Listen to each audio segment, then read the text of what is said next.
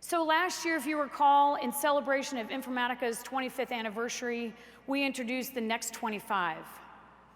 The Next 25 are among the best and brightest in Las Vegas. And they were invited to take part in Cashman Middle School's STEM program, which is one of the best in the state. So you may recall, 40% of these students speak English as a second language, and over half of them will be the first to attend college in their families. So getting them college ready is one of our top goals of our 7-year commitment to these students. And they've come a long way. In this past year, we've conducted 3 Genius Camps, and those Genius Camps go well beyond academics. They focus on social skills, teaming, problem solving, and self-confidence. But we want to make sure that we're focused on the right things for the Next 25. And so in order to validate that, we reached out to Dr. Fatma Nasoz from University of Nevada at Las Vegas. Dr. Nasoz is passionate about increasing the number of women in her field, and along with the current president of UNLV, she led the effort to launch the first Girls Who Code Club at the university. She's been awarded UNLV's prestigious 2018 Faculty and Staff Community Outreach for her work. Please join me in welcoming Dr. Fatma Nasoz.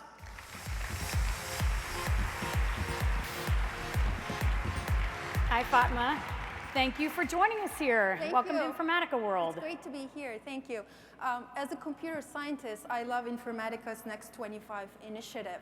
But more than that, as someone who calls Southern Nevada home, I'm grateful that you chose the Cashman Middle School right here in Las Vegas to do this. I think it's also doing great.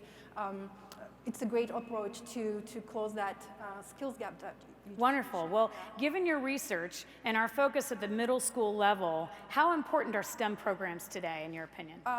Just like many other concepts, computational thinking skills are learned better when taught at a younger age. And as a university professor, I see this every day. I've taught to hundreds of students introductory programming courses, and over again I see that they do better if they have started doing this earlier. So I think Informatica's approach here is right on point, and for those of you who are in the audience who have kids, who have nieces and nephews, who have friends' kids who are at middle school age, I think now is the right time to encourage them to pick up coding. I have a 5-year-old son and a 1-year-old daughter. I think they're going to start being exposed to it sooner than later.